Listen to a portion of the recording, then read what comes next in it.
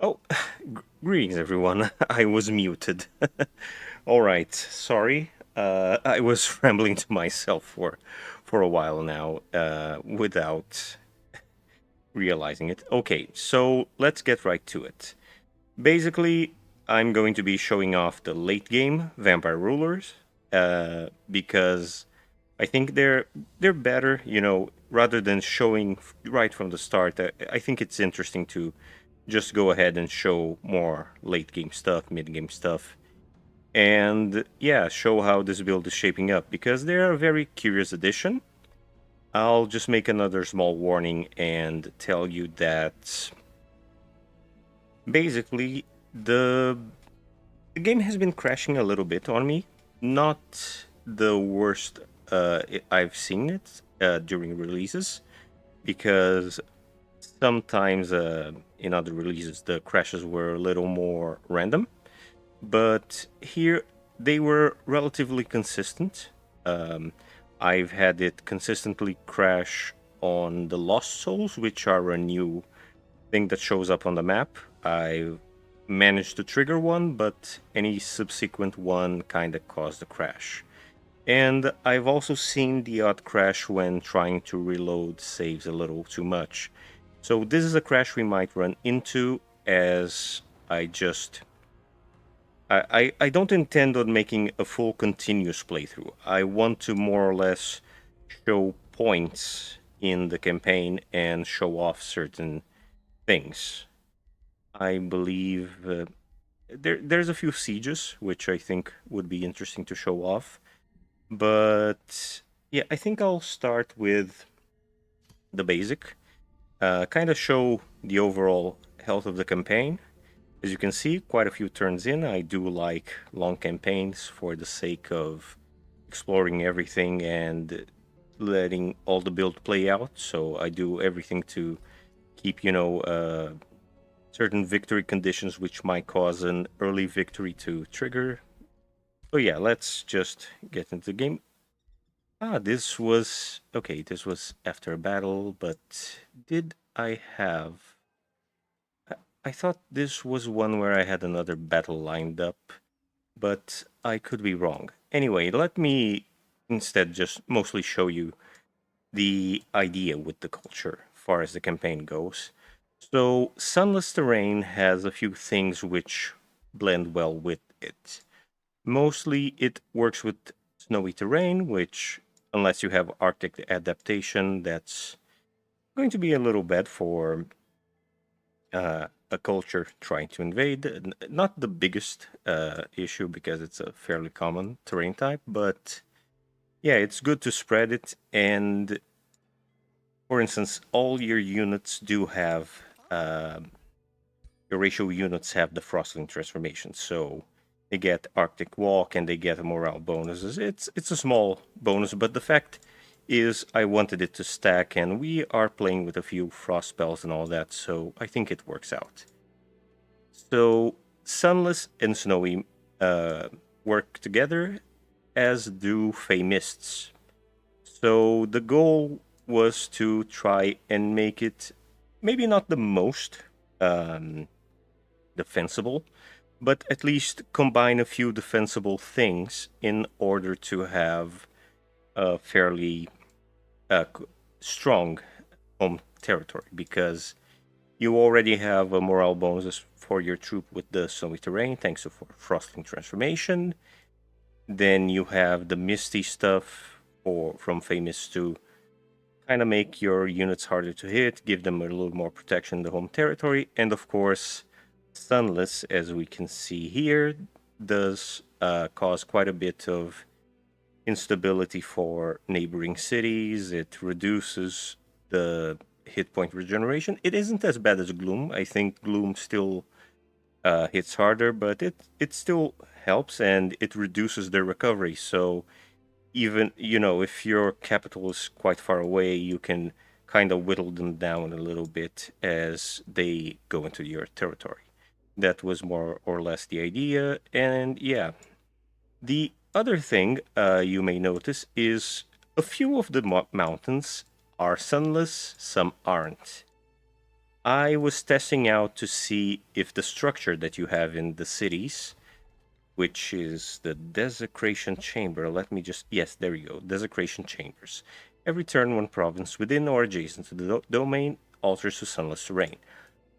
I started off, and this was my starting point, which is a little bit unfortunate. My capital wasn't able to expand a lot. I kind of had to take over and cannibalize some territory from this neighboring city, which is also unfortunately placed. So neither of them really had the space to grow out all the provinces that they have. But my point was, when I started desecrating the terrain with the structure, yeah, I was spreading sunless around quite a bit. As you can see, there's parts that I haven't claimed that spread out quite nicely and will hinder non-heartless and non-vampire units. But the mountains didn't, and that was curious to me. The only way that I found to desecrate mountainous terrain was to go ahead and use this ritual right here, the desecration ritual, because it was the only means that I'm not sure if that's intended or not, but that was the only means I had to make these mountains sunless. And you might wonder, why were you doing that, Sophus? Well, at the start, I had a very big spawner here with monsters, where now there is a vassal. And as you can see, there's a lot more spawners to this side. So early on, I did have quite a few enemy stacks going through, and I had my vampires fighting in this terrain in sunlight, which is a small debuff, but it is a debuff nonetheless. So I wanted to bypass that by turning the mountains into sunless. And yeah, it kind of worked out. I didn't do it as much because it costs quite a bit of thralls, which you do generate a fair amount, but I thought it was just too much to spam comparatively to a normal terraforming spell. So just a few bits got turned. And then I kind of gave up on it, especially as I secured things. Basically, this city was one that I founded and was able to have all this space to grow. So once I had this going on and I had a vassal here to kind of block out this side, I stopped bothering with the mountains. Now, yeah, this turn I'm not sure is a turn I can show off much, so I will try and load another state. I should have labeled this. I didn't. I apologize. This was. I'm pretty sure this one was a siege turn, so I think it was turn 138 that. No, I don't want to save anything. I didn't do much except ramble a bit. Uh, we might crash. I'm not sure. I've had it crash earlier. Just. Yeah, thankfully, no. Oh, see, I'm a little stupid. I loaded up the very same turn I had things going. No, I think I wanted 136. Sorry. This will just be a quick little while. Hopefully it stays stable. Maybe it was a rare weird crash. Because I was testing out something else. Because one thing I realized, and that was when I had the crash loading up saves, is when you recruit from Pantheon, you can actually recruit.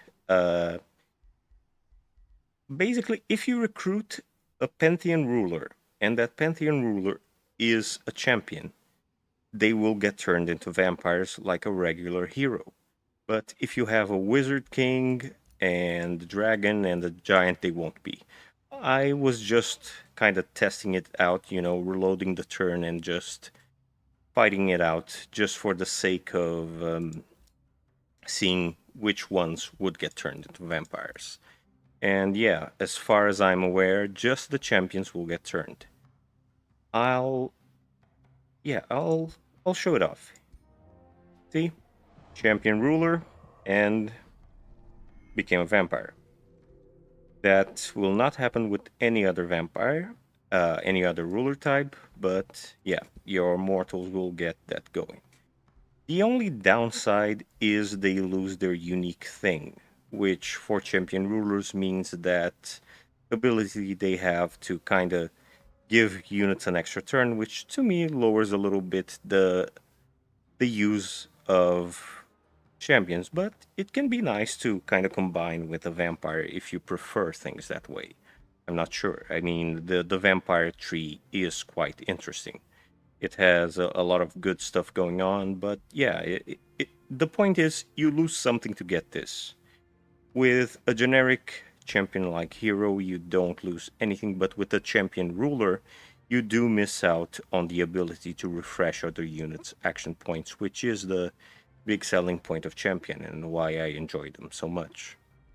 So, yeah, let me just load up and see. This is where we might get the crash because it was doing this transformation, then loading back to another save where things got a little out of whack.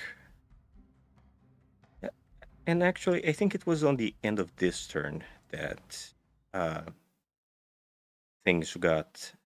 I had a battle. I just want to show something that isn't a siege battle because, as it stands, I have half of my vampire armies out here just fighting infestations, and the other half is in a siege, which I do intend to show off. I have two sieges, but yeah, I'm gonna just let the turn run because this hero had stopped here. Yeah, I was just stopping for a moment. Yeah, this just stay on the siege. Doesn't matter. I'll load up the save later when I do want to siege things. And this might have been post battle, which is a shame, as I think that yeah, I think I just had the battle. I'm sorry, everyone. I'm a little scared, scatterbrained with my turn stuff. Maybe if I load this up, sorry. So I'll just see because it was a very typical infestation battle. It wasn't anything outstanding, but oh, weird. They're attacking me over the end turn. All right, the AI decided to do things a little differently. So I will actually load up back up to.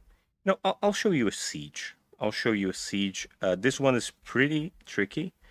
So I believe I'll go for an earlier one, which I think is this one. Because yeah, the point of trying to find the field battle is there's less things at play, and I wanted to show off the basics first. Maybe yeah, I'll go for the siege. I'll go for the siege. Sorry. I'll try and remember next time to label this more properly so I don't get so lost with the saves. Yeah, this was when I attacked. As you can see, just two stacks versus, well, one and a little bit, but they do have the home advantage.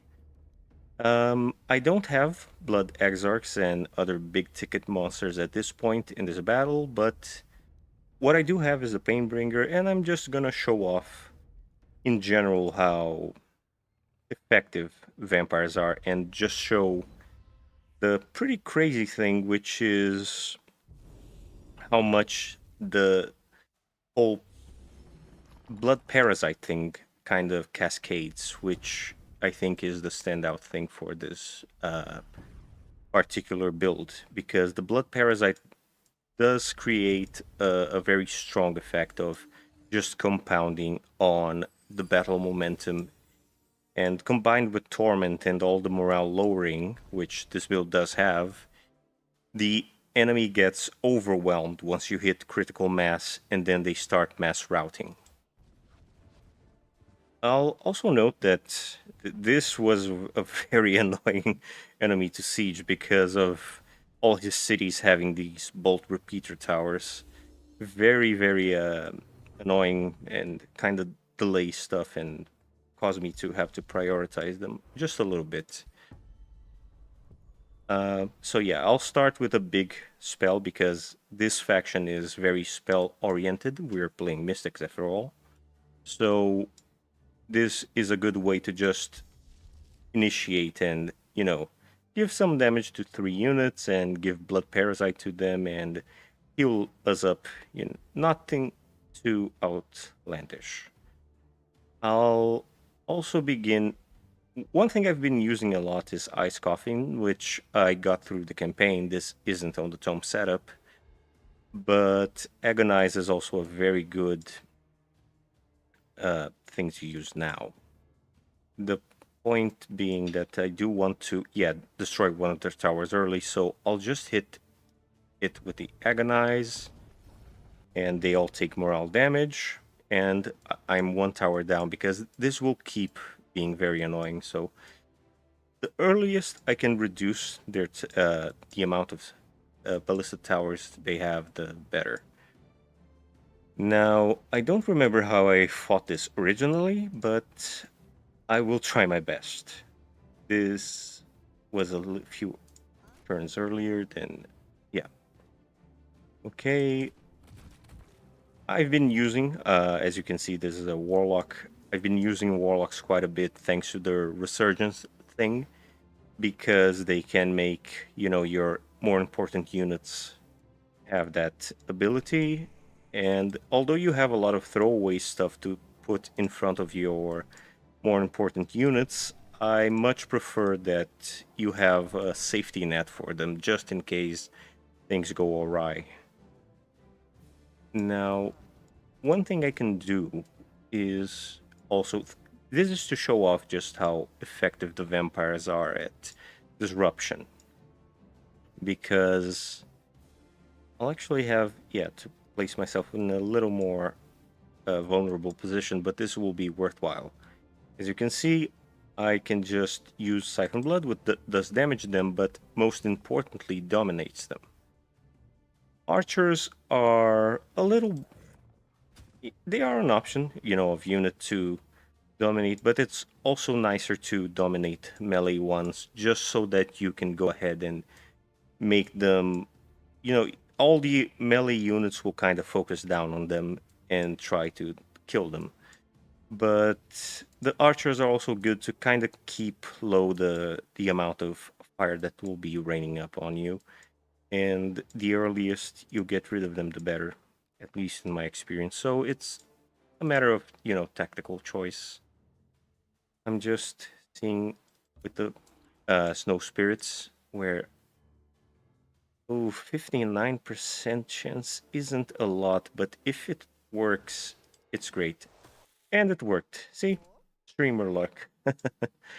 All right. So that's a very annoying unit dealt with, and in a position where it blocks all these melee units. So that was a very lucky start. Let's see what else.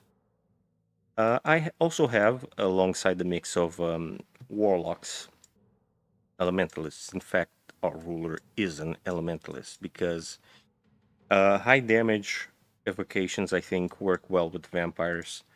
But thanks to, them all having the vampire tree, they also get all the valuable crowd control stuff. So with that in mind, I have options. On one hand, I could just let their archers be. Oh, yeah, the odds are way better on the archers in this case, but I'll actually go for this one. Yes, there we go. A melee unit, I think. Yeah, and does it have a chance of stun? No, it doesn't. If it did, it might be worth it. Now, the other units, I'll just keep positioning. Yeah, I'll do like this, which I don't like a lot because their ruler is present, and one thing he really likes to spam is the lava burst from Tome of the Crucible, and it's really annoying. So all the while I've been at war with him, I've been trying my best to just go ahead and avoid cluttering up my units as much. But it's an inevitability. Sooner or later, we're going to have to deal with the spell. So it's more of a matter of, minimize the damage. Now, this will, yeah. It's also good because we have some clinging mists thanks to a spell I dropped to at least position some of the units you can on those mist tiles, but at the same time, with this particular enemy, he might drop a lot of burning tiles, so it isn't as foolproof as it might be with other enemies. This one just happened to be very annoying to fight, but your mileage will vary depending on who you're going up against. Now, these Painbringers, I think they are quite versatile as tier 4 units. They're not necessarily the strongest, but I think it compensates with the versatility they bring to the fold because they have a free teleport, every turn it's off cooldown, and especially for sieges that's pretty amazing. The only annoying thing is its range isn't perfect. I'll have to next turn step on these caltrops to teleport them up the wall, but it saves up on a lot of action because if your enemy is close enough, you can then just do a full attack. And they even have a single shot ranged in case the enemy isn't. So they're good. They're pretty solid. It's just they're not super super crazy.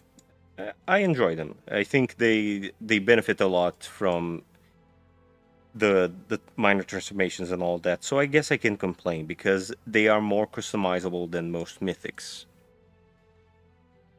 Now for the battle mages, I'll very carefully try to position them because I don't want to be extra careful and then end up having them in useless spots, but I also don't want to bunch them up too much because then they'll get, the enemy will get a lot of value out of doing the lava spell. The annoying thing is those gold golems will have a lot of free reign. I think they'll hit pretty hard next turn. So anything I can do to mitigate? Oh yes, this is what I can do to mitigate it. A big advantage from the vampire ruler is they have a lot of powerful stuff, and the level 16 signature skill has them summon a spider that can summon another spider. That's a lot of value for a unit that basically you summon and you don't have to concern yourself with. Now, I could try and go up to them and web them, which might be the call here, as otherwise they would just be too bunched up and the enemy would 100% drop the lava burst here. So yeah, might as well risk it and have it stunned than just not do it. I'll get to defense mode. Let's see, who else are we missing? Oh yes, this flank is pretty secure, but I wouldn't count it as completely resolved yet. Let's get this cultist. It's hard to calculate the general strike areas, but I'm trying my best. This one is a support unit, so I'll just have her hang back and just do a warding bond on this one because they're sure to prioritize a hero closer to the front. And that's the first turn. Let's see what happens.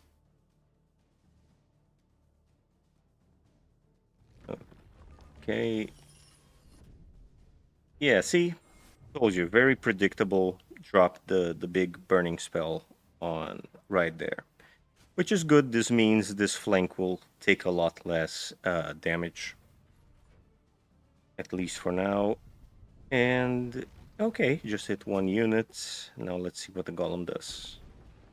Oh, thank goodness it resisted being gilded. And oh, good, they're sending one of the golems off on a wild goose chase. See, that's why I told it's good to. Oh, but even the archer, so it's also good. It's just that it doesn't have as much space to be surrounded, so it won't waste their time as much. Because they're basically killing their own units with this. So I really have no dog in this fight, effectively. Now, oh, it's still not my turn. Oh, good. It's just the between turn triggers, and sometimes it's a little unclear. Anyway, let me just go ahead and. Another thing is because your race is mana addicted, on the one hand, you do want to cast spells, at the start of a turn, but at the same time, though your units apply cascade to the enemies, which is a dot that triggers once you cast. So it's kind of a balancing act on what you prefer to do. I believe I'll try to. I could try and freeze this again, but that's a big gamble. I'm not sure I want that. But what other alternative do I really have, yes, please. This turn, the siege towers will fire again. So if I can lock them down somehow. No, see, it'll still hit. Oh, the onagers are enabled for me, so I can actually use them as well. Let me try and see where they would do the most damage. I think this one is best served hitting this. There we go. Nothing too special either. It's a pretty basic thing. Okay, that's all right. Oh, so close. Let me just use agonize. I think again this might be the place to hit it. Although I would like the option to destroy this tower. Yeah, there we go. Triggered. So now we're just dealing with two towers. Let's see if I can get this one. If it crits, that's gonna be great.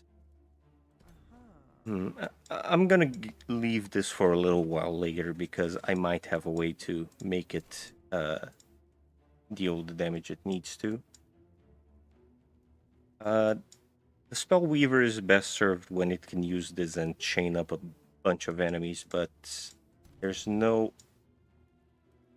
position here I can use it from. I don't know. Spell weavers. Oh, here we go. Spell weaver. Ah, perfect. This golem. Look at the beautiful line it forms. See, this is the value of the spell weaver.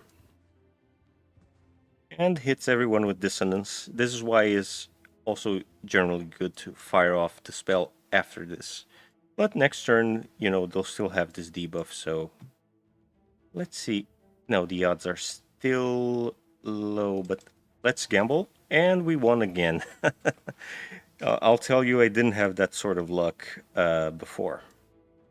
Now, I can also freeze this golem, but it doesn't pose a threat right now. I think the best thing I can do is do this. Hit everyone with that. No, this unit is better off just holding this position so they can't go just about anywhere. The Painbringer, oh, that's a low chance. I think I'll have to move them this way. Oh, actually, no, I'll have to move it. Oh, misclicked. Oof, no. Okay, that's fine. Yeah, I meant to move them here and then teleport here, but it doesn't matter. The important thing is try and see. One thing you want to do with this build is scan around for potential targets to start off the whole cascade of blood parasite. And this unit right here is, no, they don't have blood parasite yet, so I would have to hit them with the blood cultist's power, which I can't do right now. Okay, let's. I'm trying to examine my options. I think the best option here is just hit the frozen gold golem, and then maybe freeze this gold golem right here, just to disrupt them a little more, because it's pretty clear that I won't get the cascade started, at least in this part of the siege right now. I can also use this one to does. Oh, this one doesn't have the dominate yet, just a dissonant. So yeah, I'll have her hang back. Sorry, it's a big siege. This is why I wanted a smaller battle to show this all off, because in a siege I have to consider all these variables, and in a field battle it's a lot simpler. But no, nothing died yet, so no point in that. I could heal. Yeah, better than nothing, I suppose. Have them pretty much just block this one, waste its action with it. I'll also spawn the hatchling here, so it's... The idea is it can do damage, but I'm just using them as blockers for the time being. I don't want to bunch them up because they'll use that. So I'll send these zombies up this way. You know, I'm gonna go for it. If... Oh, and yeah, I'll use the Spellweaver for that. So basically we only have to contend with one tower. That's way better than having to deal with a salvo of all these four. They would just wreak havoc on our lines. Now, is there any way I can get this going with the combo? You know, no, I'm gonna get them off the burning terrain and just start hitting this with the debuffs.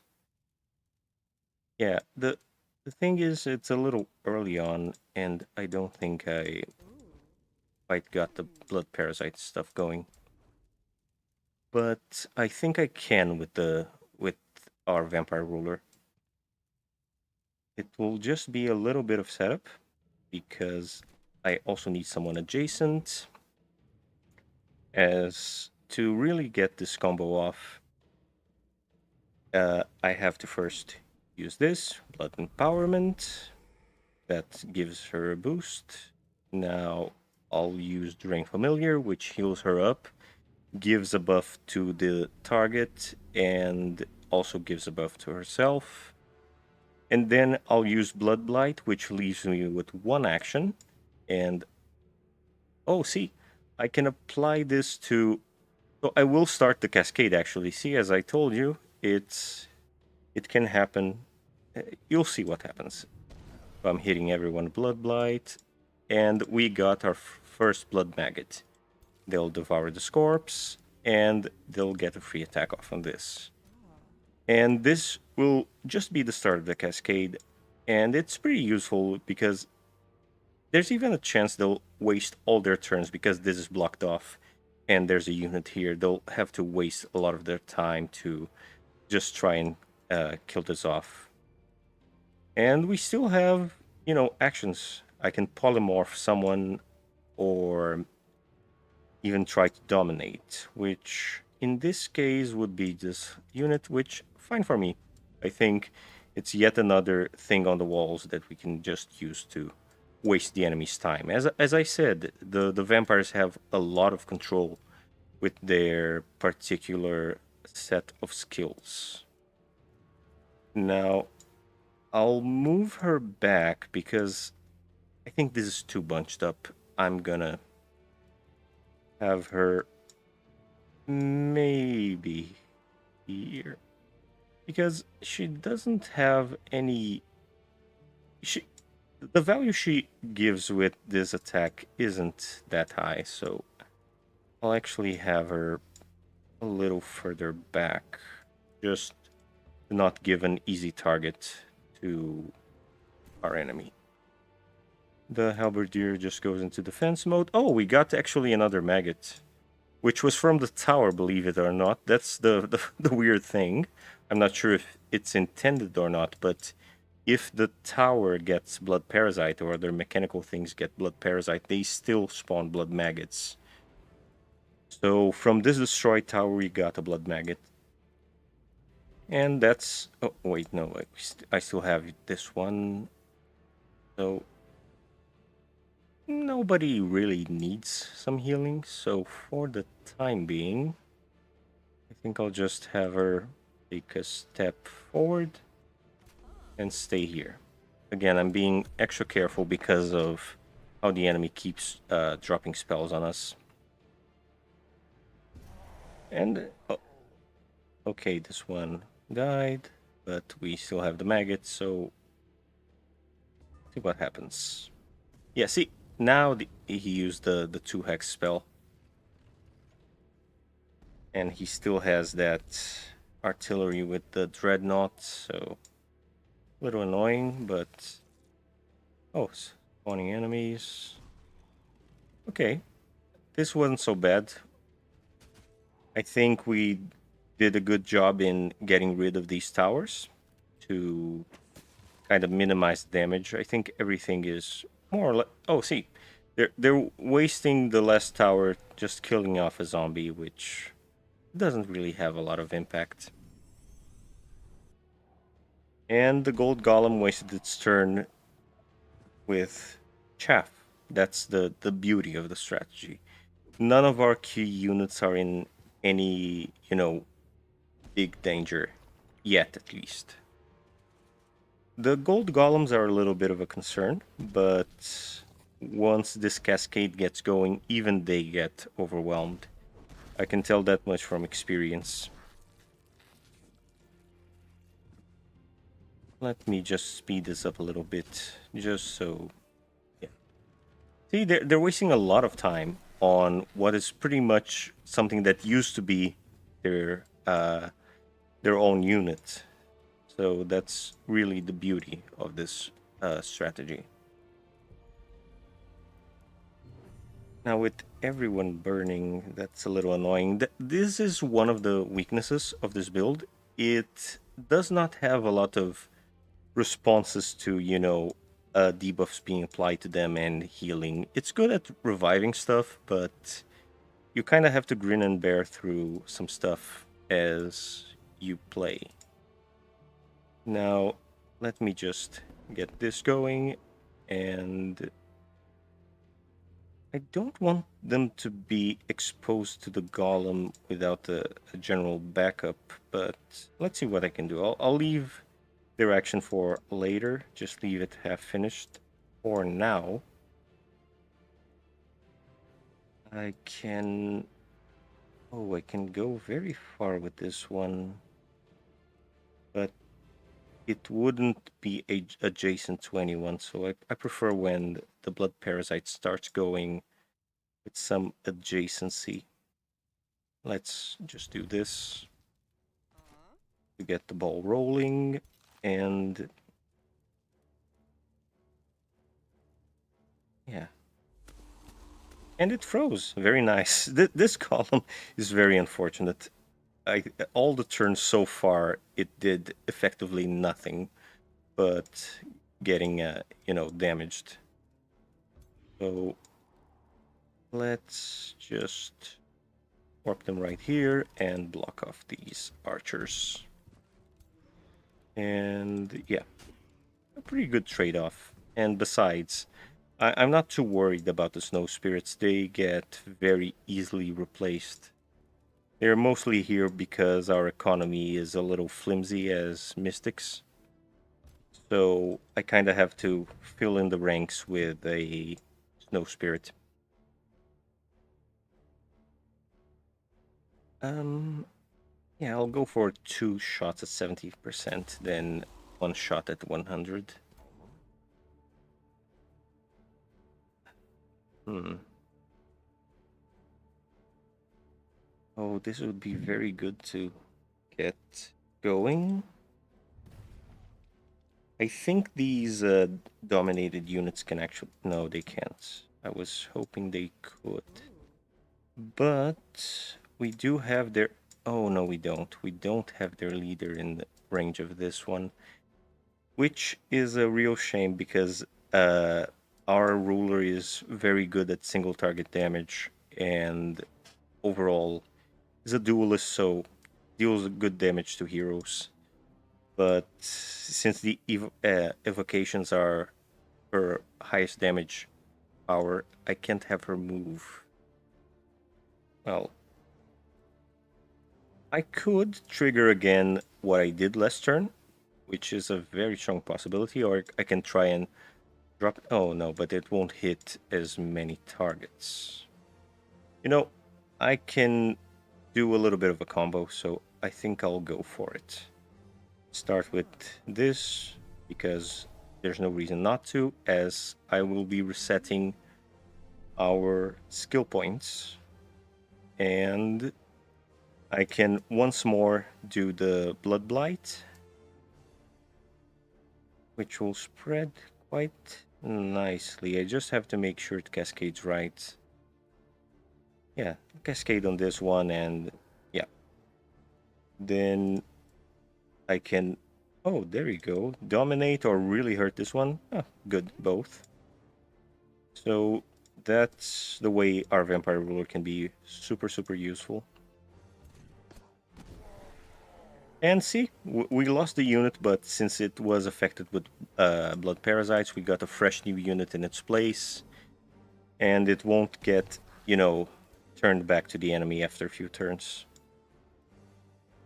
So this is really starting to pick up the general effect that this strategy has. As you see, there's a lot of random stuff basically that we keep throwing at the enemy, and they have to deal with that disrupts their usual flow. And see, the cascade is going because blood parasites again. They devour this one, and I can just start attacking this.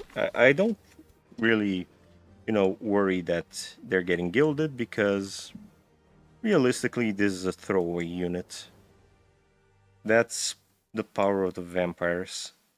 I'm very worried with getting the blood curse, so I think I'll have them hang back for now, and then rather than expose them to a lot of attacks, just have them, yeah, hang back.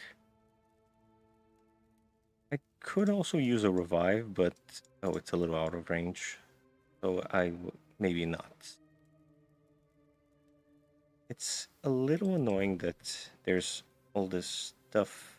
That she has a cleanse, so I might apply that on her. I'll heal up our battle mages just for safety. It doesn't matter. It's a support unit. This flank is very well protected. So the only annoying thing is this unit got kind of isolated from everybody else. So I'm gonna have to move them around a little bit to avoid getting so many stacks of burning. Now, who else do we have? Oh, we still have her turn, but that's just to activate this. And we will do the spell damage at the end of the turn. I think I'll hit them with the Agonize. This will trigger all the dissonance, so that's also good.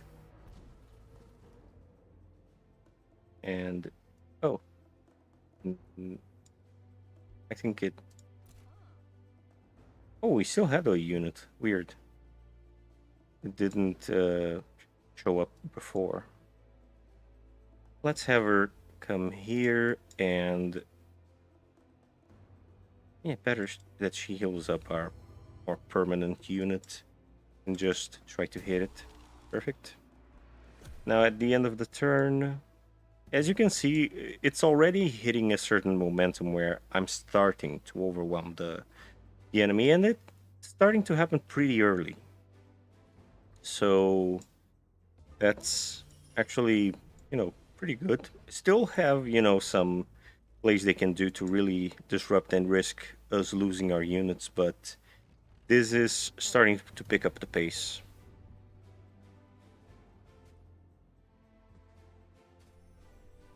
There we go. See, their golems, they're doing stuff, but for the okay, they're now one of them is really going to hurt. Ooh, and they froze two battle mages. That's very annoying. But that was the first time any of his mythics did anything of value. Every other thing they did is pretty much just dealing with chaff. So the the fact that you can disrupt the enemy this bad is very very much a strength of this build. Now let's see. I think yeah, the momentum's still favorable. We'll get hit with this tower at the end of the turn, but oh, see, we can get rid of it very easily. And since she has a little bit of a support, see, we even got a blood magnet out of it. And even if these units are gilded, they got a tiny bit healed up. So again, like I said, it's a cascade, and it's just going to keep going. See, I hit this, it turns into a blood magnet. It's once it hits its stride, it just keeps going.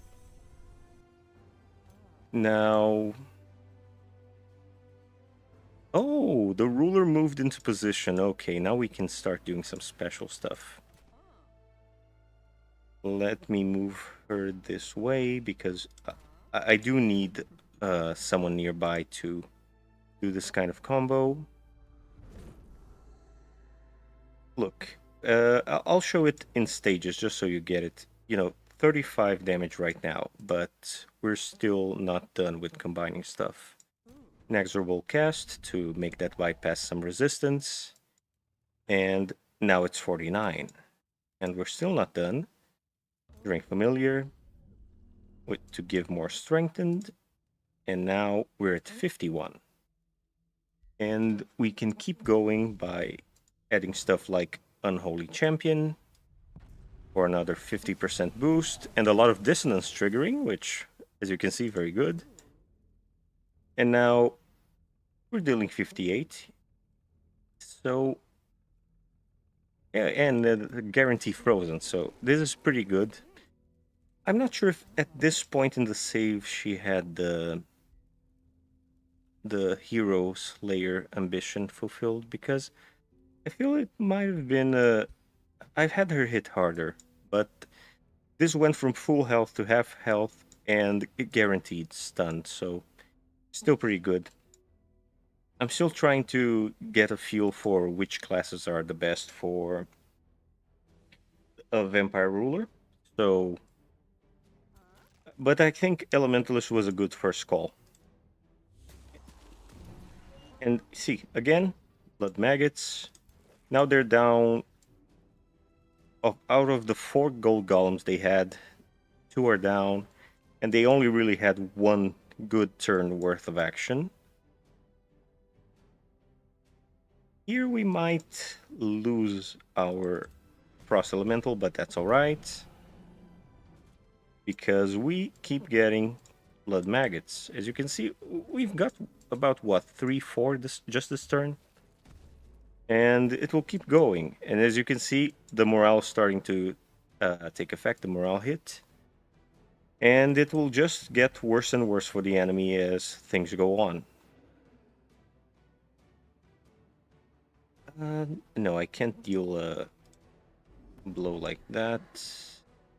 But I can safely hit it from afar. Very good. Yeah, I think I'll go for it. And oh, so our elemental is actually saved because everyone around it became blood maggots. See, it cascades. It really cascades. I know it didn't seem that way at the start, but at this point, the map is mostly our units, and the enemy units are sure they're mythics and their leader, but look at how bad they are, as far as their position is, their situation is. Let's keep going here. I don't think it can hit. No, it can hit anybody. Oh, we have the onagers again, so we might as well use them. And another hit here. Very good.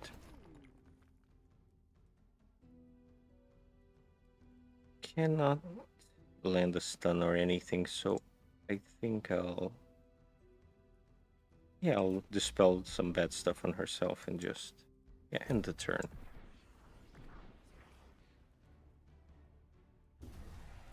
Oh, yeah. The Snow Spirit couldn't handle. It was pretty low health and had some debuffs on it. That's fine. I can just summon another one just without any problems. Okay, it destroyed a summon and damaged what was pretty much... Wait, what is it shooting at? Oh, okay, it's focusing now on this. Alright. I don't think we lost any super relevant unit yet. And the golems went back to... Okay, now they hit an important unit, but it's a unit with resurgence, so not really a big issue if they get focused down. And it will have to deal with a lot of blood maggots fighting it, so good luck to it. See, it's gonna fall and spawn more blood maggots. Now they're down to 1 gold golem, their leader, and the juggernaut, which I'm sure we can do something about. Oh, this one is gilded. Yeah, let's focus down the juggernaut. A dreadnought. Okay, it's chip damage, but it's valuable chip damage. I can heal this up again, although really the big value here I think is, since it is a blood cultist, I might as well use its ability, because if I survive this battle, it will survive, but it will be at a lower health than if it uses resurgence, so might as well use it. And there we go. And as you can see, even this, which I'm not sure is intended, spawns a blood maggot. I devour the corpse and attacking its leader with what used to be a reliable unit from his army. Oof. I don't like that I'll have to take some burning damage, but their units are here. There's not much else I can do. Now, can I... Oh, I can hit both of them here, but I could also drop a spider on them. Hmm. I'm just weighing my options here, but realistically, this battle is basically won. I'll just go here, teleport back here, and see if I can... Oh, good odds of freezing their leader, so... Again, this battle is basically won. I'll drop an Agonize on them. And that should all but assure that we're winning.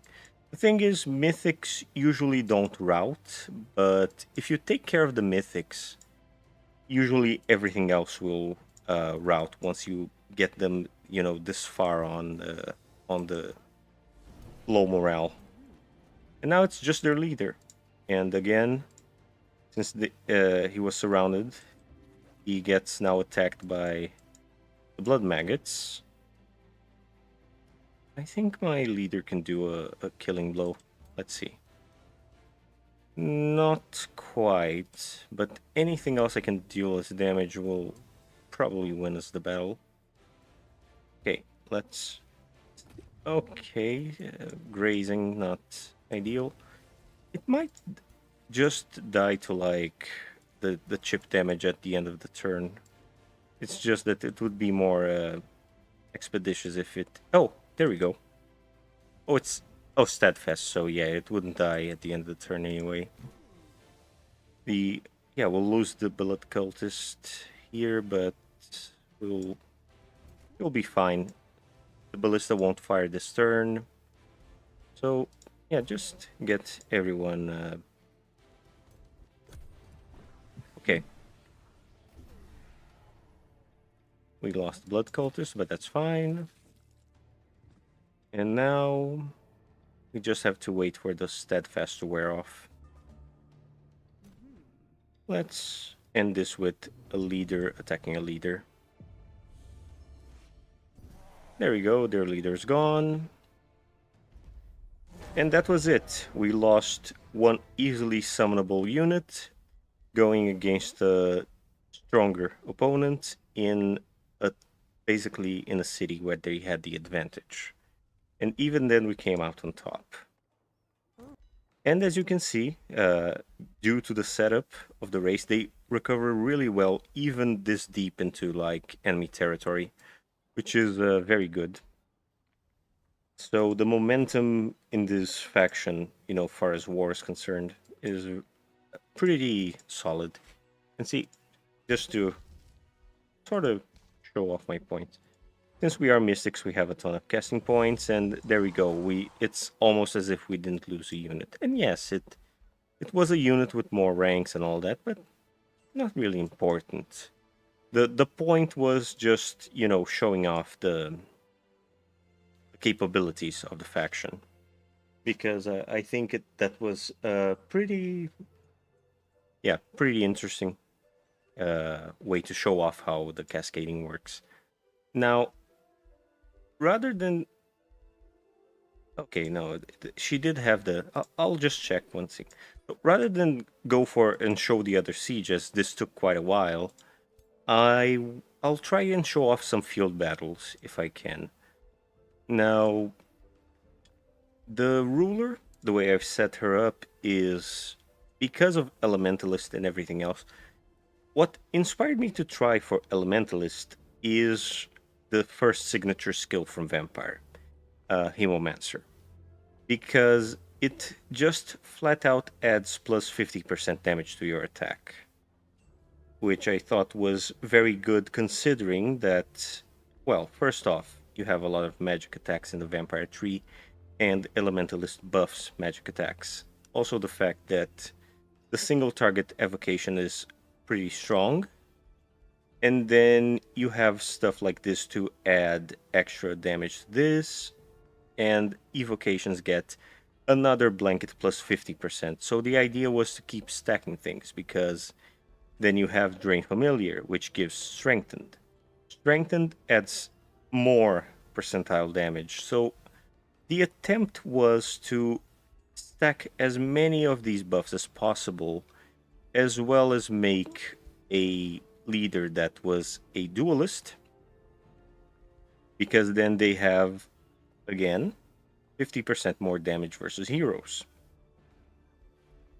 And of course, the reason I picked, for instance, the Vampire Spider, besides the fact it is a good unit to just have to summon and be throwaway and delay the enemy, is because of this, which is Ancient One. The ability gives another plus 20% damage, which is good.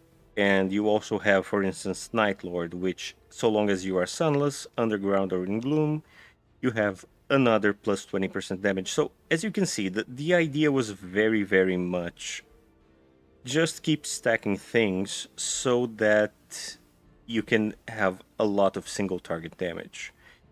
And I think that was very well achieved, but there's still room for more because I would show the other siege, but again, I think that would take a little too long. The Blood Exarch, which I can show off here. Let me just find it. I think this one is Tommy units. Okay, let's go Chaos and Blood Exarch. Here we go. They have Grant Blood of the Exarch, which, so long as tier 3 or higher units get this buff, which may not be immediately obvious, but this also means heroes. And what that is a bonus to critical hit chance, damage, and a flat damage buff. So you can still stack that on top of everything else. And there's also the undead champions. So it just keeps growing. There's also another thing you could do, but sadly I didn't get the proper magic materials for it. But you can make a staff for your ruler, and usually in this setup is better a staff because as you will be moving a lot as a vampire, it's preferable that you have a single shot kind of weapon instead of a many shot kind of weapon because vampires also benefit from being unmounted. And usually you go for the orb for the fact that it is mounted, or because you're playing a build with a lot of debuffs. So you want multiple applications. But in this case, a staff is better for a vampire if you're going unmounted.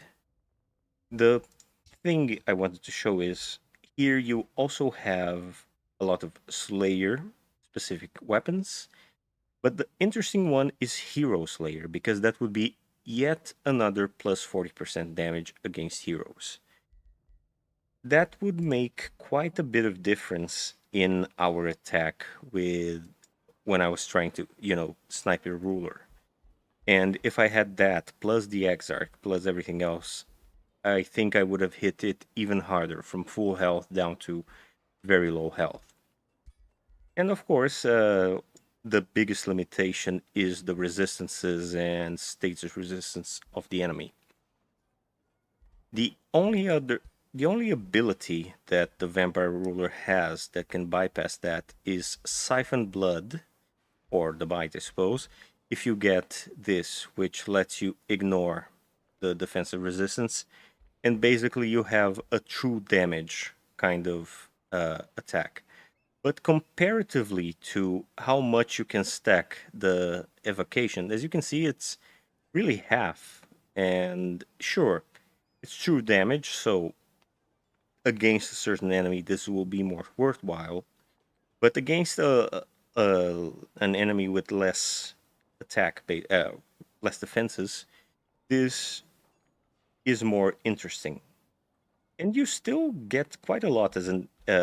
You have a pretty good area evocation, which with all these damage buffs, because they are blanket damage buffs, you will apply it to basically everything, and it is also an evocation, so it will hit a lot of enemies in an area.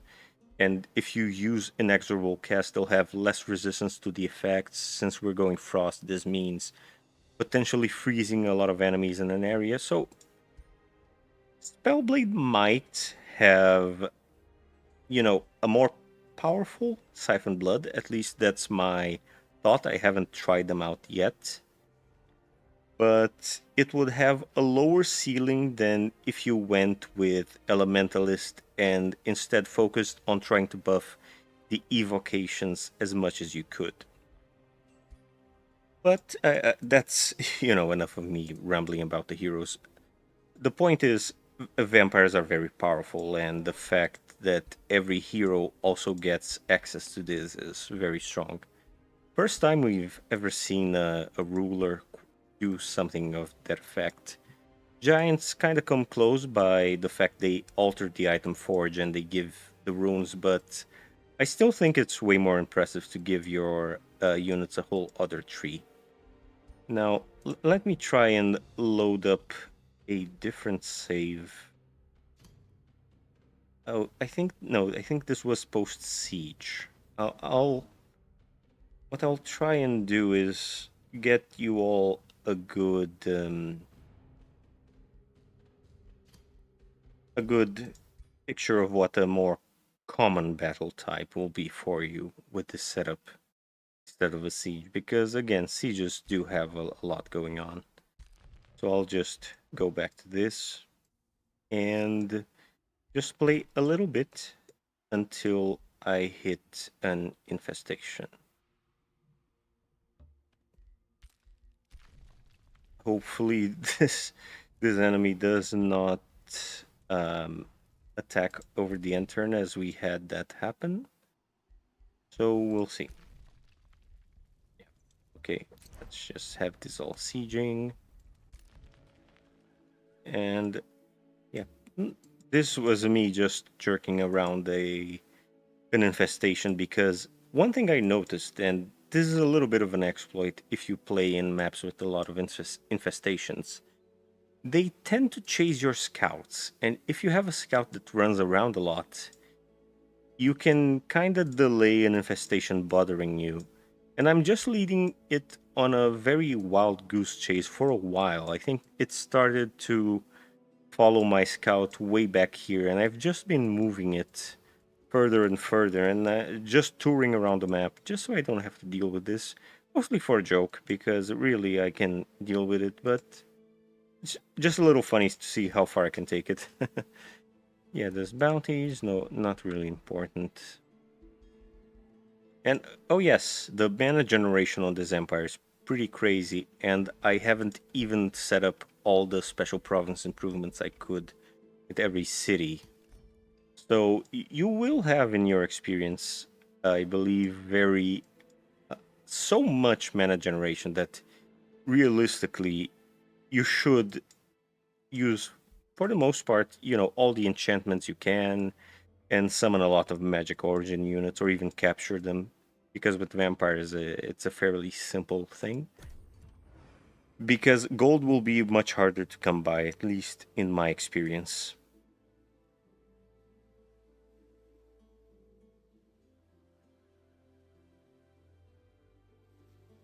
Okay, I think, yeah, I think we're in the clear.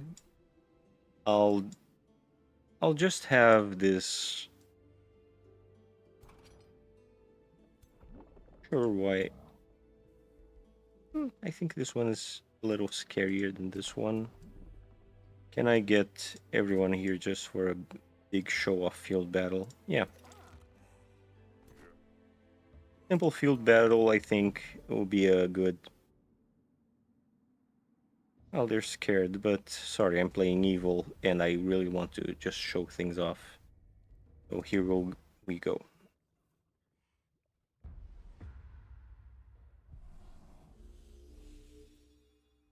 Okay, this is a more common field battle against... Well, it's not that they're super powerful, but they're a little more annoying to deal with. At least the Karag, for instance, I really hate how it can just keep devouring my low tier units. So again, this battle should be pretty simple, because we did get the dilemma basically stating that they want to surrender. So this is mostly just to show off that the Blood Maggot Cascade also happens in field battles.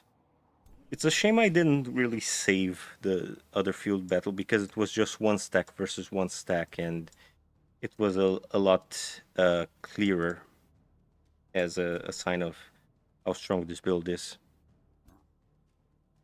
Okay, this should kind of lure them down this path. I just want to make sure I don't give them a good way to hit other units, because overconfidence can be a very insidious thing. Now,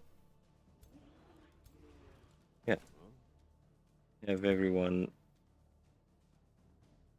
Yeah, I don't want to move a tile further. Oh, I could have spawned the hatchling, but that's fine. I can do that next turn. We have the superior numbers. And since in this case I don't have to worry about an enemy raining down spells on me, I can just bunch up my units as however I want. Oh yes, one thing I can forget is to cast a spell though.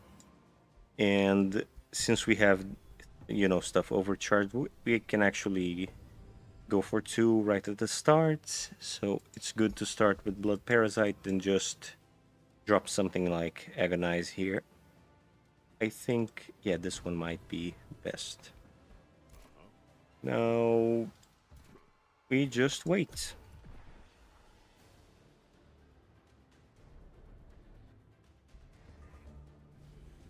Okay. That, yeah, that wasn't so bad. They're just hitting, our chef. Okay, see, this is the sort of thing that I was a little careless and I gave this unit a perfect opportunity to hit everyone on a hex. But, not the worst thing.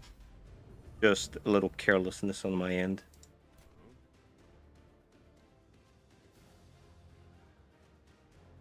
Hmm. Okay, I think I'll just go for the charge and kind of lock it out.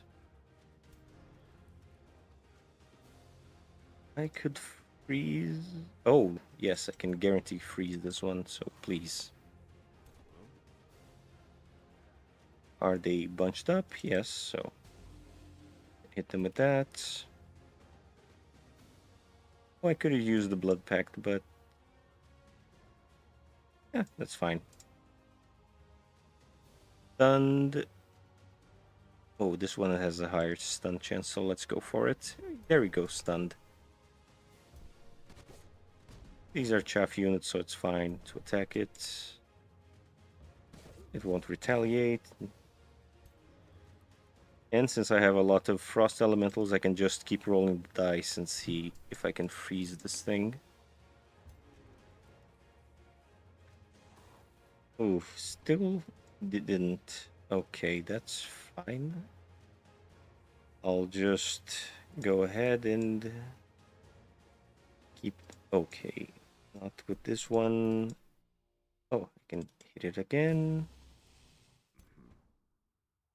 And I can keep whittling it down with this sort of spells.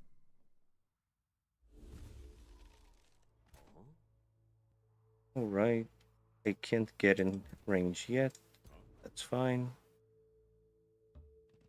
See, it already is suffering from low morale from everything we're doing, and this is pretty much like turn 2. So really early, as you can see, and I really haven't done all that much. I even didn't even cast, the spell for the turn, and we already have one of their units with lower morale. That's also the advantage of the zombies that Warlock gets because they're racial, so they have all the minor transformations and stuff you have. Pretty handy. It will probably use its ability and deal damage in a hex, but not a big concern. I don't have any important units rounding. Okay. A little annoying, but still good. Okay. And this turn, these will turn into blood maggots, and my feeling. Oh, yeah, see? Didn't even have to do anything. They just turned to blood maggots, to relatively annoying enemies, and now they're just, substituting the two zombies we lost. That's pretty strong. If, you know, this doesn't convince you that the blood parasite strategy is really good, I don't know what will. Because between this and siege, I think it's pretty clear that maybe they'll nerf it. I don't know, but this does get pretty out of hand.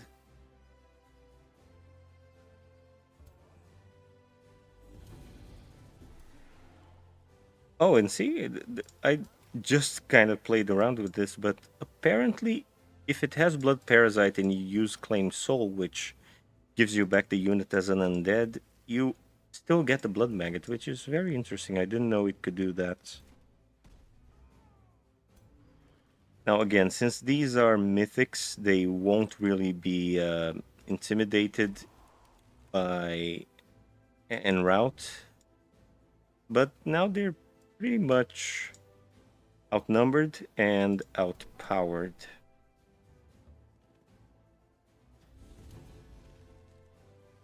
We'll walk away from this with very minimal losses. Let's see. Okay. Oh, okay. There we go. Oh, it can actually route.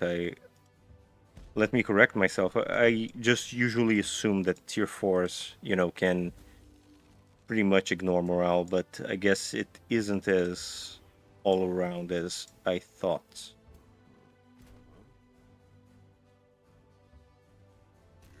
A little annoying that, we still a little stuck here, but I think I'll try and freeze this one just so.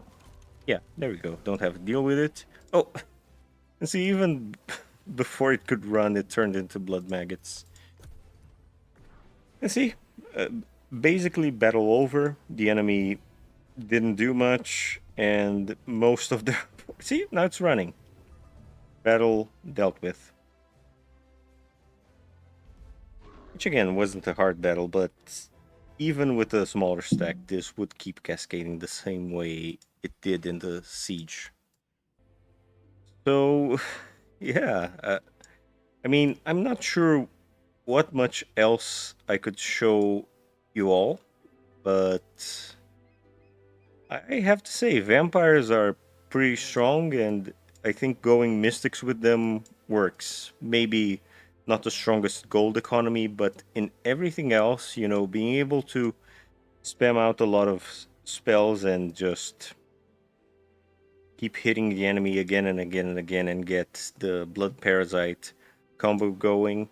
I didn't even show you, but there's another combo you could use, which is these rights which you get with the tier 1 blood tome. Is it this one? Yes. Where if you have your units bunched up at the start and you cast this, they get 1 strengthened and lifesteal. I mean, you already would get lifesteal thanks to Mana Addict, so this doesn't matter as much. But the strengthened is interesting thanks to the Chaos Fortifier, because now it grants 3 strengthened on top of this. So by just damaging one of your units in a hex for a pretty, negligible amount, you can give 4 strengthened to a lot of units around it. And that's plus 40% damage. That's pretty easy to just trigger. I just don't prioritize it as much because, as you can see, I have so many other, spells to kind of debuff the enemy and slow them down and lower the morale that I don't even have that much time to cast it. Maybe, if I had a Wizard King recruited, it might be good because then I can, dual cast more than in just the first turn. Anyway, I said this was a short stream, and I do think it will be this, everyone, because if I start another siege, we'll be here for another 50, 60 minutes. The other siege I had saved up is pretty tricky, so the other one was mildly difficult, but the next one is it basically starts with me fighting 3 stacks with that 2 stacks and 1 unit. Then I had to fight yet another full stack with everyone hurt. And the annoying thing is, during sieges, the towers regenerate. So I had to fight, these 3 stacks here. Then I had to fight this one, which at the point I was at, this was a 6 stack with a hero. And I had to get a tower bombardment on all my already hurt units and then fight it fresh. So we would be here for quite a while.